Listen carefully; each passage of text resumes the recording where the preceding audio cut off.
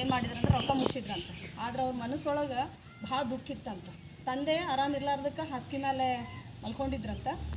ಅವಾಗ ಏನು ಮಾಡಿದ್ರು, ತಪ್ಪನ್ನು ಹೆಂಗೆ ಕೇಳಬೇಕು ಅಂಥೇಳಿ ಪತ್ರ ಬರೆದ್ರಂತ. ಪತ್ರ ಬರೆದು ಅವ್ರ ತಂದೆ ದಿಂಬಿನ ಕೆಳಗೆ ಇಟ್ರಂತ ಗಾಂಧೀಜಿಯವ್ರು. ಇಟ್ಟು ಅವ್ರ ಅಪ್ಪಾಜಿ ಎದ್ಮೇಲೆ ಓದಿದ್ರಂತ. ಓದ್ಮೇಲೆ ಏನು ಮಾಡಿದ್ರಂದ್ರೆ ಅವ್ರ ಅಪ್ಪಾಜಿ ಕಣ್ಣೊಳಗೆ ಅಷ್ಟೇ ನೀರು ಬಂದು ಅವನಿಗೇನು ಹೊಡಿಲಿಲ್ಲ ಅಂತ, ಶಿಕ್ಷೆ ಮಾಡಲಿಲ್ಲ ಅಂತ, ಬಡ ಅದನ್ನೇನು ಮಾಡಿಬಿಟ್ರು ಅಂತ ಹೇಳಿದ್ರೆ ಹಾಗೆ ಇಟ್ರಂತ. ಅವ್ರು ಗಾಂಧೀಜಿಯವರು ಬಾಗಿಲು ಕದದ ಸಂಧಿ ಒಳಗೆ ನಿಂತು ನೋಡ್ತಾ ಇದ್ರಂತ, ಏನಪ್ಪ ಅಂಥೇಳಿ. ಅವರಪ್ಪ ತಪ್ಪಾಗ ಅವ್ರ ಅಪ್ಪಗೆ ಹೋಗಿ ಅವ್ರು ಹಂಗೆ ಏನು ಹೇಳಲಾರ್ದಕ್ಕೆ ಅವ್ರ ಅಪ್ಪ ಹೋಗಿ ಕಾಲು ಹಿಡಿದ್ರಂತ ಗಾಂಧೀಜಿಯವರು. ಸಣ್ಣವರಿದ್ದ ಹಿಡಿದ ಮೇಲೆ ಯಾಕೆ ಏನಾಯಿತು ಅಂದ್ಕೊ, ಇಲ್ಲ ನಾ ತಪ್ಪು ಮಾಡೀನಿ, ನಾ ಇನ್ನೊಂದ್ಸಲ ತಪ್ಪು ಮಾಡೋಂಗಿಲ್ಲ ಅಂತ ಹೇಳಿದಾಗ ಅವಾಗ ಗಾಂಧೀಜಿಯವ್ರೆ, ನೀ ತಪ್ಪಿನ ಅರಿವು ಏನಾಗೈತಲ್ಲ, ಇಷ್ಟು ಸಾಕು ನನಗೆ, ಮತ್ತು ನಾ ಶಿಕ್ಷೆ ಕೊಡೋದ್ರೊಳಗೆ ನಿನಗೆ ಅರ್ಥ ಇಲ್ಲ ಅಂತ ಹೇಳಿದ್ರು. ಅಂದರೆ ಗಾಂಧೀಜಿಯವರ ಜೀವನದಲ್ಲಿ ಭಾಳಷ್ಟು ವ್ಯಕ್ತಿಗಳ ಪ್ರಭಾವ ಬೀರ್ತು. ಅದರಲ್ಲಿ ಒಂದು ಹರಿಶ್ಚಂದ್ರದ ನಾಟಕ ಆಗಿರಬಹುದು, ಶ್ರವಣಕುಮಾರ್ ಅವರ ಒಂದು ಪುಸ್ತಕವನ್ನು ಓದಿದಾಗ ಅವರಿಗೆ ಮಾತೃಪಿತ್ರದ ಭಕ್ತಿ ಆಗಿರಬಹುದು, ಮತ್ತು ಒಂದು ಸತ್ಯವನ್ನೇ ಆಡಬೇಕು ಅನ್ನುವಂತಹ ಮನೋಭಾವನೆಯನ್ನು ಅವರು ಅವಾಗೇ ಬೆಳೆಸ್ಕೊಂಡ್ರು ಅಂತ ನಾವಿಲ್ಲಿ ಹೇಳಬಹುದು. ಗಾಂಧೀಜಿಯವರು ಕೆಲವೊಂದಿಷ್ಟು ಘಟನೆಗಳನ್ನು ನಾವು ನೆನೆಸ್ಕೋತಾ ಹೋದ್ವಿ ಅಂತ ಹೇಳಿದ್ರೆ, ಗಾಂಧೀಜಿಯವರು ಹಲವಾರು ಚಳವಳಿಗಳನ್ನು ಮಾಡಿದರು ಅಂತ ಹೇಳ್ತಾ ಇದ್ವಿ. ಆ ಹಲವಾರು ಚಳವಳಿ ಒಳಗೆ ಗಾಂಧೀಜಿಯವರು ಭಾಳ ಸಲ ಏನಪ್ಪ ಅಂತ ಹೇಳಿದ್ರೆ ಅವರು ಜೈಲಿಗೆ ಹೋಗಿದ್ರು. ಒಂದು ಸಲ ಅವ್ರು ಜೈಲೊಳಗಿದ್ದಾಗ ಅವ್ರಿಗೆ ಆರಾಮಿರಲಿಲ್ಲ ಅಂತ, ಅವ್ರಿಗೆ ಅದಕ್ಕೆ ಏನು ಮಾಡಿದರು ಅಂತ ಹೇಳಿದ್ರೆ ದವಾಖಾನೆಗೆ ಕರ್ಕೊಂಡು ಹೋಗಬೇಕು ಅಂತ ಹೇಳಿ ಒಬ್ಬರು ನರ್ಸ್ ಬಂದರು. ಆ ನರ್ಸ್ ಬಂದಮೇಲೆ ಏನಾಯಿತು ಅಂತ ಹೇಳಿದ್ರೆ, ನರ್ಸು ಆ್ಯಕ್ಚುಲಿ ಯಾಕೆ ಬ್ರಿಟಿಷರ ವಿರುದ್ಧ ಹೋರಾಡಕತ್ತಿದ್ರು ಅವರು, ಆದರೆ ಬ್ರಿಟಿಷರ ನರ್ಸ್ ಆಕೆ. ಸೊ ಗಾಂಧೀಜಿಯವರನ್ನು ಕರ್ಕೊಂಡು ಹೋಗಬೇಕಾದಾಗ ಛತ್ರಿಯನ್ನು ಹಿಡ್ಕೋಬೇಕಾಗಿತ್ತು, ಯಾಕೆ ಬಿಸಿಲಿತ್ತು ಅವಾಗ. ಆದ್ದರಿಂದ ಆಕೆ ನರ್ಸ್ ಹೇಳ್ತಾಳಂತ, ಯಾಕಂದರೆ ಬ್ರಿಟಿಷರ ವಿರುದ್ಧ ಹೋರಾಡಕತ್ತೀವಿ ಅಂತ ಹೇಳಿದಾಗ ಆಟೋಮೆಟಿಕ್ ಯಾರಿಗಾದ್ರೂ ಸಿಟ್ಟಿರೋದಲ್ಲ, ನಮ್ಮ ವಿರುದ್ಧ ಇವ್ರು ಮಾಡಕತ್ತಾರ, ನಾಯಕ ವಿರುದ್ಧ ದವಾಖಾನೆ ತೋರಿಸ್ಲಿ ಅನ್ನುವಂಥವ್ರಿಗೆ ಮನೋಭಾವನೆ ಇರೋದಲ್ಲ. ಸೊ ಅದಕ್ಕೆ ನರ್ಸ್ ಹೇಳಿಲ್ಲಂತ, ಅಲ್ಲ ನೀವು ಇಷ್ಟು ಬ್ರಿಟಿಷರ ವಿರುದ್ಧ ಚಳವಳಿ ಮಾಡ್ತಾಯಿದ್ರಿ, ನಾನು ನಿಮ್ಮ ಛತ್ರಿ ಹಿಡ್ಕೊಂಡು ಕರ್ಕೊಂಡು ಹೋಗಬೇಕು, ಅದು ಬ್ರಿಟಿಷರದೇ. ನಿಮ್ಮನ್ನ ದವಾಖಾನೆಗೆ ಕರ್ಕೊಂಡು ಹೋಗಬೇಕು, ಅದು ಬ್ರಿಟಿಷರು ನಡೆಸ್ತಾ ಇದ್ದಾರೆ. ಔಷಧಿ ಸೇವನೆ ಮಾಡ್ತೀವಿ, ಅದು ಬ್ರಿಟಿಷರು ಮಾಡ್ತಾ ಇದ್ದಾರೆ. ಹಾಗಾದ್ರೆ ನೀವು ನಮ್ಮ ವಿರುದ್ಧ ಯಾಕೆ ನೀವು ಚಳವಳಿಯನ್ನು ಮಾಡಿ ಇಷ್ಟೊಂದು ಯಾಕೆ ನೀವು ಕಷ್ಟಪಡ್ತಾ ಇದ್ದೀರಿ ಅಂತ ಕೇಳಿದಾಗ ಆವಾಗ ಗಾಂಧೀಜಿಯವರು ಹೇಳಿದ್ರಂತ, ಯಾರು ಹೇಳಿದರು ನಿಮಗೆ ಬ್ರಿಟಿಷರ ವಿರುದ್ಧ ನಾನು ಹೋರಾಡ್ತಾ ಇದ್ದೀನಿ ಅಂಥೇಳಿ? ಇಲ್ಲ, ಬ್ರಿಟಿಷರ ವಿರುದ್ಧ ಅಲ್ಲ, ಬ್ರಿಟಿಷರು ನಮ್ಮ ಭಾರತ ದೇಶ ಒಳಗೆ ನಮ್ಮನ್ನೇನು ಆಳ್ತಾ ಇದ್ದಾರೆ ಅದ್ರ ವಿರುದ್ಧ ನಾವು ಹೋರಾಡ್ತಾ ಇದ್ದೀನಿ, ಹೊರತು ಬ್ರಿಟಿಷರ ವಿರುದ್ಧ ಅಲ್ಲ ಅಂತ ಹೇಳ್ತಾರೆ. ಯಾಕಂತ ಹೇಳಿದ್ರೆ ಎಲ್ಲ ಮಷಿನ್ಸ್ ಎಲ್ಲ ತೊಗೊಂಡು ಬಂದು ನಮ್ಮ ನೇಕಾರರಿಗೆ ಏನು ಮಾಡ್ಯಾರಪ್ಪ, ನಿರುದ್ಯೋಗಿಗಳನ್ನು ಮಾಡ್ತಾ ಇದ್ದಾರೆ. ನಮ್ಮ ಭಾರತ ದೇಶಕ್ಕೆ ಬಂದು ನಮಗೆ ಫ್ರೀಯಾಗಿ ನಾವು ಬದುಕಾಗಿ ಬಿಡಲಾರ್ದೇ ನಮ್ಮ ಮೇಲೆ ಬರೀ ಹೇರಿಕೆಗಳನ್ನು ಅವ್ರು ಹಾಕ್ತಾ ಇದ್ದಾರೆ. ಆ ಒಂದು ಇದಕ್ಕೆ ನಾನು ಏನು ಮಾಡ್ತಾ ಇದ್ದೀನಿ ಅಂತ ಹೇಳಿ ಹೋರಾಡ್ತಾ ಇದ್ದೀನಿ, ಹೊರತು ನಾನು ಬ್ರಿಟಿಷರ ವಿರುದ್ಧ ಅಲ್ಲ ಅಂಥೇಳಿ. ಇದರಿಂದ ನಾವು ಭಾಳ ಚಂದ ಒಂದು ಮಾತನ್ನು ಕಲ್ಕೋಬೇಕಾಗುತ್ತೆ. ಯಾವುದೇ ಒಂದು ವ್ಯಕ್ತಿಯ ಬಗ್ಗೆ ನಾವು ಹೇಳಬೇಕಾದಾಗ ಆ ವ್ಯಕ್ತಿಯ ಬಗ್ಗೆ ಇರಂಗಿಲ್ಲ, ಆ ವ್ಯಕ್ತಿಯ ವಿಚಾರಧಾರೆ ಹೆಂಗಿರುತ್ತಲ್ಲ ಆ ಬಗ್ಗೆ ವಿಚಾರವನ್ನು ಮಾಡ್ತಾ ಇರ್ತೀವಿ, ಹೊರತು ವ್ಯಕ್ತಿನಲ್ಲ ಅನ್ನುವಂಥ ಅಂಶವನ್ನು ನಾವಿಲ್ಲಿ ನೋಡ್ತಾ ಇದ್ದೀವಿ. ಇನ್ನೊಂದು ಪ್ರಸಂಗ, ಗಾಂಧೀಜಿಯವರು ಮೊದಲಿಗೆ ಸೌತ್ ಆಫ್ರಿಕಾ ಒಳಗೆ ಇದ್ದಾಗ ಅಲ್ಲೇನಾಯಿತು ಅಂತ ಹೇಳಿದ್ರೆ, ಅಲ್ಲೂ ಸಹ ಚಳವಳಿಗಳ ಮುಖಾಂತರನೇ ಅವ್ರು ಏನಪ್ಪ ಅಂತ ಹೇಳಿದ್ರೆ ಮುಂದೆ ಬಂದರು ಅಂತ ನಾವಿಲ್ಲಿ ಹೇಳ್ಬೋದು. ಗಾಂಧೀಜಿಯವರು ಒಂದು ಸಲ ಅಲ್ಲಿರುವಂಥ ಸರ್ಕಾರ ಚಳುವಳಿಗಳನ್ನು ಮಾಡಬಾರ್ದು ಅಂತ ಹೇಳಿ ವಿರೋಧ ಮಾಡಿದ್ರಂತ. ಇವರು ಆದ್ರೂ ಹೋಗಿ ಅಲ್ಲಿ ಚಳುವಳಿಗಳನ್ನು ಮಾಡಿದ್ರು, ಯಾಕಂದರೆ ಅಲ್ಲಿ ವರ್ಣಭೇದ ನೀತಿಯನ್ನು ಅಲ್ಲಿ ಆಯೋಜನೆ ಮಾಡಿತ್ತು. ಸೊ ಚಳುವಳಿ ಮಾಡಿದಾಗ ಒಬ್ಬನ ಸ್ಮರ್ಟ್ಸ್ ಅನ್ನುವಂತಹ ಒಬ್ಬ ಅಧಿಕಾರಿ ಗಾಂಧೀಜಿಯವರಿಗೆ ಬೂಟ್ ಕಾಲಿಂದ ಒದ್ದು ಜೈಲಿಗೆ ಹಾಕಿದ್ರು. 3 ತಿಂಗಳು ಸೆರೆವಾಸ ಹಾಕಿದ್ರು ಅವರಿಗೆ. ಯಾಕಂದ್ರೆ ಮೆರವಣಿಗೆಯನ್ನು ತಪ್ಪಿಸ್ಬೇಕಾಗಿತ್ತು, ಈಗ ಲಾಠಿ ಚಾರ್ಜಿಂಗ್ ಅಂತೀವಲ್ಲ ಹಂಗಿತ್ತಂತ. ಸೊ ಅವಾಗ ಗಾಂಧೀಜಿಯವ್ರನ್ನ ಜೈಲಿಗೆ ಹಾಕಿದಾಗ 3 ತಿಂಗಳು ಸೆರೆವಾಸಗಳನ್ನು ಅವ್ರು ಅನುಭವಿಸ್ಬೇಕಾಗಿತ್ತು. ಆ ಸಮಯದಲ್ಲಿ ಸೆರೆವಾಸದಲ್ಲಿ ಅವಾಗ ಏನು ಮಾಡ್ತಿದ್ರು, ಕೆಲಸಗಳನ್ನು ಕೊಡ್ತಾಯಿದ್ರು. ಅವಾಗ ಗಾಂಧೀಜಿಯವರು 3 ತಿಂಗಳ ನಂತರ ಬಂದು ಅಗದಿ ಕುಲು ನಕ್ಕೊಂತಾನೆ ಆ ಅಧಿಕಾರಿಗಳಿಗೆ ಭೇಟಿಯಾಗಿ ಏನು ಹೇಳಿದರು ಅಂತ ಹೇಳಿದ್ರೆ, ಸರ್ ನಾನು 3 ತಿಂಗಳಿದ್ದಾಗ 2 ಜೋಡ ಪಾದರಕ್ಷೆಗಳನ್ನು ನಾನು ಹೊಲ್ಕೊಂಡಿನಿ, ಅದಕ್ಕೆ ಒಂದು ಜೊತೆ ನಿಮಗೆ, ಒಂದು ಜೊತೆ ನನಗೆ. ಯಾಕೆ ಬೂಟ್ಗಾಲು ಒದ್ರ ಸಹ ಇವ್ರು ಒದ್ರಲ್ಲ ಅನ್ನುವಂಥ ದ್ವೇಷ ಪಡ್ಕೊಳ್ಳಿಲ್ಲ ಅವರು. 2 ಜೊತೆ ಚಪ್ಪಲ್ಗಳನ್ನು ಹೊಲಿಸಿ, ಒಂದು ನೀವು ಇಟ್ಕೋರಿ, ಒಂದು ನಾ ಇಟ್ಕೋತೀನಿ ಅಂತ ಹೇಳಿ ಅವ್ರು ಹೋದ್ರಂತ. ಆ ಹೋದ ಮೇಲೆ ಆ ಒಂದು ಅಧಿಕಾರಿಗೆ ಬಹಳಷ್ಟು ಬೇಜಾರಾಯ್ತಂತ, ಏನಪ್ಪ ಇದು, ನಾ ಹಿಂಗೆ ಮಾಡಿದ್ರೂ ಇವ್ರು ನನಗೆ ಹಿಂಗೆ ಮಾಡಿದ್ರಲ್ಲ ಅಂತ ತಿಳ್ಕೊಂಡು ಅಷ್ಟಿಗೆ ಅಲ್ಲಿ ಮುಗಿತಂತ. ಮುಂದೆ ಯಾವಾಗ ಭಾರತಕ್ಕೆ ಬಂದು ಚಳವಳಿಗಳನ್ನು ಮಾಡಿ ಇದೆಲ್ಲ ಆದಮೇಲೆ ಅವ್ರಿಗೊಂದು ಪಾರ್ಸಲ್ ಬಂತಂತ ಆಫ್ರಿಕಾದಿಂದ. ಆ ಪಾರ್ಸಲ್ ಒಳಗೆ ಏನಿತ್ತಂತ ಹೇಳಿದರೆ, ಅವ್ರೇನೋ ಹೊಲಿದು ಕೊಟ್ಟಿದ್ದ ಚಪ್ಪಲ್ಗಳಿದ್ದುವಲ್ಲ, ಆ ಚಪ್ಪಲ್ಗಳು, ಆ ಪಾದರಕ್ಷೆಗಳು ಪ್ಲಸ್ ಅದ್ರಾಗೊಂದು ಚೀಟಿ ಇತ್ತಂತೆ. ದಯಮಾಡಿ ನನಗೆ ನೀವು ಅಲ್ಲಿ ಪಾದರಕ್ಷೆನ ಕೊಟ್ರಿ, ನಾ ಅದನ್ನು ಮೆಟ್ಟಲಿಲ್ಲ, ನಾ ಪೂಜೆ ಸ್ಥಾನ ಒಳಗಿಟ್ಟು ಅದನ್ನು ಪೂಜಿಸ್ಕೊಂಡೆ, ನನ್ನಿಂದ ತಪ್ಪಾಯಿತು ಅಂತ ನನಗೆ ಅವಾಗ ಅರಿವಾಯಿತು. ಬಟ್ ನನಗೆ ನಿಮ್ಮ ಬಂದು ನಮ್ಗೆ ಹೇಳೋಕ್ಕಾಗಲಿಲ್ಲ. ಆದ್ದರಿಂದ ನಾನು ಈ ಲೆಟ್ರ್ ಬರೆಯಾಕತ್ತೀನಿ. ಇದನ್ನು ಬಂದು ನಾನು ಕೊಡಬೇಕಾಗಿತ್ತು. ಬಟ್ ನಾನು ವಯಸ್ಸಾಗಿದ್ರು ನನಗೆ ಆರೋಗ್ಯ ಭಾಳ ಹದಗೆಟ್ಟೈತಿ, ಅದಕ್ಕೆ ನನಗೆ ಕ್ಷಮಿಸ್ರಿ ಅಂತ ಕೊಟ್ರಂತ. ಅಂದರೆ ಇದರಿಂದ ಏನು ಗೊತ್ತಾಗುತ್ತೆ ಅಂತ ಹೇಳಿದ್ರೆ, ಯಾರೋ ನಮಗೆ ಬೈತಾರೆ, ಯಾರೋ ಮಾಡ್ತಾರೆ ಅಂತ ಹೇಳಿ ನಾವೇನು ಮಾಡ್ತಾ ಇದ್ದೀವಿ ಅಂದರೆ ದ್ವೇಷವನ್ನು ಸಾಧಿಸ್ತಾ ಇದ್ದೀವಿ. ದ್ವೇಷ ಹಂಗೆ ಹೇಳಿದ್ರೆಲ್ಲ ಮುದ್ದಾ ಮಾಡು. ಸೊ ಅಲ್ಲ, ದ್ವೇಷ ಅಲ್ಲ, ನಮ್ಮ ಗಾಂಧೀಜಿಯವ್ರದ್ದು ಕಲಿಸೋಗಿಲ್ಲ. ಇದು ಎರಡನೇದು ನಾವು ಭಾಳ ಸಲ ಹೇಳ್ತೀವಿ ಮಹಾತ್ಮ ಗಾಂಧಿ ಅಂತ ಹೇಳ್ತಾ ಇದ್ವಿ. ಹಾಗಾದ್ರೆ ಮಹಾತ್ಮ ಅನ್ನುವಂಥ ವರ್ಡ್ ಯಾರು ಕೊಟ್ಟರು ಅನ್ನೋದು ಬೇಕಾಗುತ್ತೆ. ಅವ್ರ ಹೆಸರು ಮಹಾತ್ಮ ಅಂತಿರಲಿಲ್ಲ, ಮೋಹನ್ ದಾಸ್ ಕರಮ್ಚಂದ್ ಗಾಂಧಿ. ಮಹಾತ್ಮ ಅನ್ನುವಂಥ ವರ್ಡ್ ಯಾರು ಕೊಟ್ಟರು ಅಂತ ಹೇಳಿದ್ರೆ, ಕವಿ ಪ್ಲಸ್ ನೋಬೆಲ್ ಪ್ರಶಸ್ತಿಯನ್ನು ಪಡೆದಂತಹ ರವೀಂದ್ರನಾಥ್ ಟ್ಯಾಗೋರ್ ಅವರು ಏನು ಮಾಡಿದರು ಅಂತ ಹೇಳಿದ್ರೆ ಮಹಾತ್ಮ ಅನ್ನುವಂಥ ಬಿರುದನ್ನು ಕೊಟ್ಟರು. ಅಷ್ಟೇ ಅಲ್ಲ, ರಾಷ್ಟ್ರಪಿತ ಅಂತ ನಾವು ಕರಿತಾ ಇದ್ದೀವಿ. ಈ ರಾಷ್ಟ್ರಪಿತ ಬಿರುದನ್ನು ಯಾರು ಕೊಟ್ಟರು ಅಂತ ಹೇಳಿದ್ರೆ ಸುಭಾಷ್ ಚಂದ್ರ ಬೋಸ್.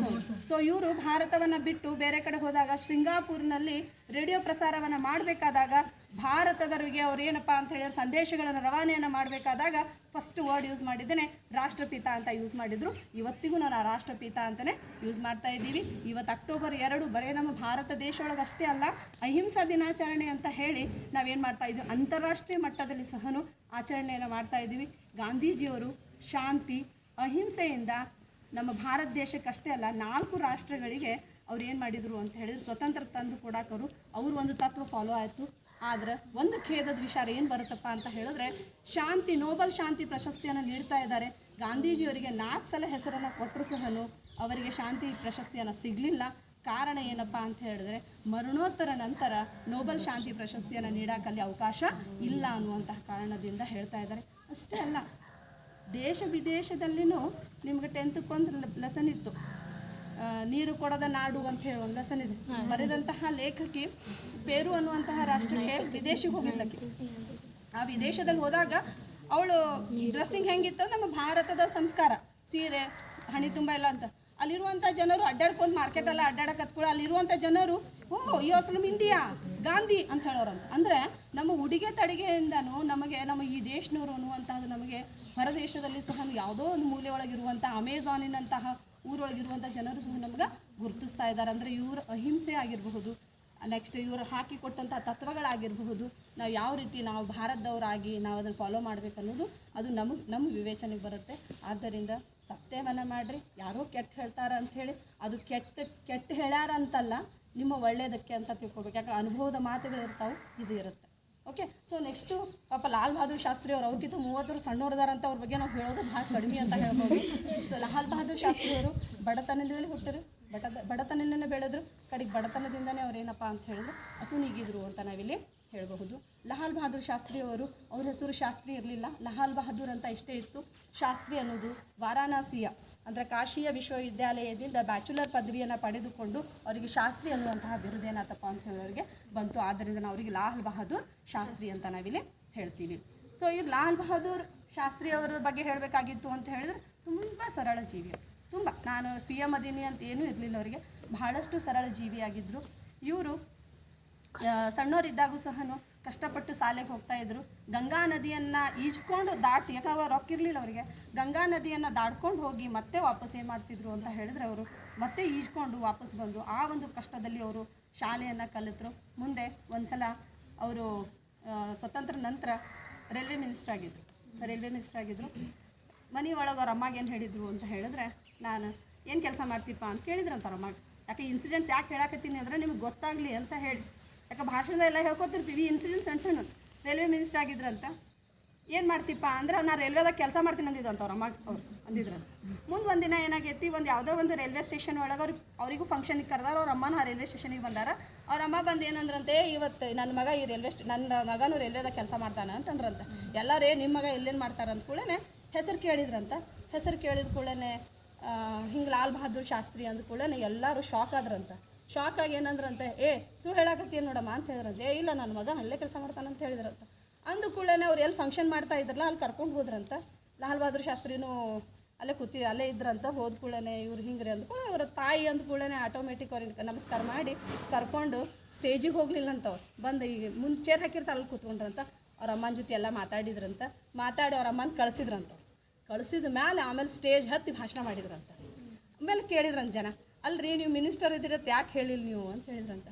ಒಂದು ವೇಳೆ ನಮ್ಮ ಅಮ್ಮಗೆ ಏನಾದರೂ ನಾ ಮಿನಿಸ್ಟರ್ ಅಂತ ಗೊತ್ತಾತಂದ್ರೆ ಅವ್ರು ಮಾಡುವಂತಹ ರೆಕಮೆಂಡೇಶನ್ ಇರ್ತಾವಲ್ಲ, ಅವ್ರಿಗೆ ನೌಕರಿ ಕೊಡಿಸು, ಇವ್ರಿಗೆ ಹೇಳು, ಅವ್ರಿಗೆ ಹೇಳಂತಾರಲ್ಲ, ಅವ್ರಿಗೆ ಇಲ್ಲ ಅಂತ ನನಗೆ ಆಗಂಗಿಲ್ಲ, ಅದಕ್ಕೆ ನಾ ರೈಲ್ವೆ ಮಿನಿಸ್ಟರ್ ಅಂತ ಹೇಳೇ ಇಲ್ಲ, ಅದಕ್ಕೆ ನಾ ಏನದೀನಿ ರೈಲ್ವೆದಾಗ ಕೆಲಸ ಮಾಡ್ತೀನಿ ಅಂತ ಹೇಳೀನಿ ಅಂತ ಹೇಳ್ತಾರೆ. ಇದು ಅಷ್ಟೇ ಅಲ್ಲದೆ ಇವತ್ತಿನ ಹೆಣ್ಮಕ್ಳು ಬಸ್ ಒಳಗೆ ಹತ್ತಿದ ತಕ್ಷಣವೇ ನೋಡಿರಬಹುದು, ಬಸ್ ಒಳಗೆ ಒಂದೊಂದು ಸೀಟ್ ರಿಸರ್ವೇಷನ್, ವುಮೆನ್ಸ್ ರಿಸರ್ವೇಷನ್ ಐತಿ, ಅದನ್ನು ಫಸ್ಟ್ ಮೊದಲಿಗೆ ಮಾಡೋದಂಥವ್ರು ಲಾಲ್ ಬಹದ್ದೂರ್ ಶಾಸ್ತ್ರಿಯವರು. ಅಷ್ಟೇ ಅಲ್ಲ, ಬಸ್ ಒಳಗೆ ಹೆಣ್ಮಕ್ಳು ಕಂಡಕ್ಟರ್ ಅಂತ ಅಪಾಯಿಂಟ್ಮೆಂಟ್ ಮಾಡಿದವರು ಲಾಲ್ ಬಹದ್ದೂರ್ ಶಾಸ್ತ್ರಿಯವರೇ. ಅಷ್ಟೇ ಅಲ್ಲ, ಅವರೆಲ್ಲ ಸ್ವತಂತ್ರದಲ್ಲಿ ಲಾಠಿ ಚಾರ್ಜ್ಗಳ ಏಟುಗಳನ್ನ ತಿಂದಾಗ ಎಷ್ಟು ನೋವು ಆಗ್ತೈತಿ ಅನ್ನೋದು ಗೊತ್ತಾಗಿತ್ತು. ಆ ಲಾಠಿ ಚಾರ್ಜ್ ಮಾಡೋದು ಬೇಡ ಅಂಥೇಳಿ ಜಲ ಫಿರಂಗಿಗಳನ್ನು ಹಾಕಿ ಜನರನ್ನು ನಾವು ಚದುರಿಸುವಂಥ ಕೆಲಸವನ್ನು ಮಾಡೋಣ ಅಂತ ಹೇಳಿದವರು ಲಾಲ್ ಬಹದ್ದೂರ್ ಶಾಸ್ತ್ರಿಯವರು ಅಂತೆ. ಅಷ್ಟೇ ಅಲ್ಲ, ಜೈ ಜವಾನ್ ಜೈ ಕಿಸಾನ್ ಅನ್ನುವಂತಹ ಘೋಷವಾಕ್ಯಗಳನ್ನು ಅವರು ಹೇಳಿದರು. ಯಾಕಂದರೆ ಆ ಟೈಮಿಗೆ ನಮ್ಮ ಭಾರತ ದೇಶ ಬಹಳಷ್ಟು ಕಷ್ಟಕ್ಕೆ ಈಡಾಗಿತ್ತು, ಊಟಕ್ಕಿನ್ನೂ ಅನ್ನ ಇರಲಾರ್ದಂಗಾಗಿತ್ತು. ಪ್ಲಸ್ ಆ ಟೈಮಿಗೆ ಚೀನಾ ಮತ್ತು ಪಾಕಿಸ್ತಾನ ಏನಾಗಿತ್ತಪ್ಪ ಅಂತ ಹೇಳಿ ನಮ್ಮ ನೆರೆ ದೇಶದವರು ನಮ್ಮ ಮೇಲೆ ಯುದ್ಧವನ್ನು ಮಾಡಿದರು. ಅದಕ್ಕೆ ಇವೆರಡೂ ಸಬಲರಾಗಿದ್ದರು, ಅಂದರೆ ನಮ್ಮ ಭಾರತ ದೇಶ ಸಬಲತೆ ಇರುತ್ತೆ ಅಂತ ಹೇಳಿ ಇವ್ರಿಗೆ ಹುರು ತುಂಬಾಕ ಜೈ ಜವಾನ್ ಜೈ ಕಿಸಾನ್ ಅನ್ನುವಂತಹ ಒಂದು ಘೋಷವಾಕ್ಯಗಳನ್ನು ಅವ್ರು ಏನು ಮಾಡಿದರು ಅಂತ ಹೇಳಿದರು ಅಂತ ಹೇಳ್ತಾ ಇದ್ವಿ. ಕೇವಲ ಅವ್ರು ಆಳಿದ್ದು 18 ತಿಂಗಳ, ವಿಚಾರ ಮಾಡಿರಿ, 18 ತಿಂಗಳ ಮಾತ್ರ ಅವರು ನಮ್ಮ ಆಳ್ವಿಕೆಯನ್ನು ಮಾಡಿ ಇಷ್ಟೊಂದು ಸುಧಾರಣೆಯನ್ನು ತೊಗೊಂಡ್ಬಂದರು. ಅಷ್ಟೇ ಅಲ್ಲದೆ ನಮ್ಮ ಭಾರತ ದೇಶದಲ್ಲಿ ಕ್ಷೀರ ಕ್ರಾಂತಿ, ವೈಟ್ ರೆವಲ್ಯೂಷನ್ ಅಂತ ಹೇಳ್ತಾ ಇದ್ದೀವಿ. ಹಾಲಿಂದು ಇವತ್ತೆಲ್ಲ ಅಮೂಲ್ ಮಿಲ್ಕು, ಅಮೂಲ್ ಬಿಸ್ಕಿಟು, ಅಮೂಲ್ ಅಂತ ಹೇಳ್ತಾ ಇದ್ದೀವಿ. ಅದು ಸಹ ಆನಂದದ ಒಂದು ಗುಜರಾತಿನ ಆನಂದದಲ್ಲಿ ಸ್ಥಾಪನೆ ಆಗೋಕ್ಕೂ ಸಹ ಕಾರಣಕರ್ತರು ಯಾರು ಅಂತ ಹೇಳಿದ್ರೆ ನಾವು ಲಾಲ್ ಬಹದ್ದೂರ್ ಶಾಸ್ತ್ರಿ ಅಂತ ನಾವಿಲ್ಲಿ ಹೇಳಬಹುದು. ಇವರಿಬ್ಬರು ಸರಳತೆಯ ಜೀವನ, ಇವರಿಬ್ಬರಿಗೆ ನೋಡಿದ ತಕ್ಷಣ ಗೊತ್ತಾಗ್ಬಿಡ್ತೈತಿ ಎಷ್ಟು ಸರಳಾಗಿದ್ದಾರೆ ಅಂತ ಹೇಳಿ. ಸರಳತೆ ಜೀವನವನ್ನು ನಾವು ಅಳವಡಿಸ್ಕೊಂಡ್ವಿ ಅಂತ ಹೇಳಿದ್ರೆ ನಾವು ಆರಾಮವಾಗಿರ್ತೀವಿ. ಅತಿಯಾದಂಥ ಆಸೆಯನ್ನು ಪಡೆದೇ ಯಾರೇ ಹೇಳಿದ್ರೂ ನಮ್ಮ ಒಳ್ಳೆಯದಕ್ಕೆ ಅನ್ಬೇಕು, ಯಾರೇ ಹೇಳಿದ್ರೆ ನಮ್ಮ ಸುಧಾರಣೆಗೆ ಅಂತ ಹೇಳಬೇಕು. ಯಾವುದೇ ಒಂದು ವಿಚಾರವನ್ನು ಮಾಡಿದಾಗ ಅದು ನಮ್ಮ ಒಳ್ಳೆಯದಕ್ಕೆ ಇರುತ್ತೆ ಅಂತ ಹೇಳಬೇಕು. ಸತ್ಯ ಮತ್ತು ಅಹಿಂಸೆಯಿಂದ ನಾವು ಬದುಕೋದು ಕಲಿಯೋಣ, ಒಳ್ಳೆಯ ಒಂದು ವಿಚಾರಗಳನ್ನು ಹೋಗೋಣ. ಗಾಂಧೀಜಿ ಹೇಳಿರುವಂತಹ ತತ್ವ, ಕೆಟ್ಟದ್ದನ್ನು ನೋಡಬೇಡ, ಕೆಟ್ಟದನ್ನ ನೋಡ್ಬೇಡ, ಕಣ್ಣು ಮುಚ್ಕೋರಿ, ಕೆಟ್ಟದನ್ನ ಕೇಳಬೇಡ್ರಿ, ಕೆಟ್ಟದನ್ನ ಮಾತಾಡ್ಬೇಡ್ರಿ ಅನ್ನಿಸ್ತು ಅಂತ ಹೇಳಿದ್ರೆ ನಾವು ಅಲ್ಲಿಗೆ ಏನು ಮಾಡೋಣ ಅಂತ ಹೇಳಿದ್ರೆ ನಾವು ಕೆಟ್ಟಗಳನ್ನು ಅವುಗಳನ್ನ ಪ್ರಸಾರ ಆಯಿತು ಅಂತ ಹೇಳಿದ್ರೆ ಜಗಳಗಳು ಸ್ಟಾರ್ಟ್ ಆಗುತ್ತೆ. ಸೊ ಅಲ್ಲಿಗೆ ಮುಗಿಸೋಣ. ಸೊ ಹೇಳಿ ವಿದ್ಯಾರ್ಥಿಗಳು ಅವ್ರು ಹಾಕಿರುವಂಥ ತತ್ವಗಳನ್ನು ನಾವೆಲ್ಲರೂ ಫಾಲೋ ಮಾಡೋಣ ಅಂತ ಹೇಳ್ತಾ ನನಗೆ ಇಲ್ಲಿ ಅವಕಾಶ ಕೊಟ್ಟಂತಹ ಸರ್ವರಿಗೂ ಧನ್ಯವಾದಗಳು.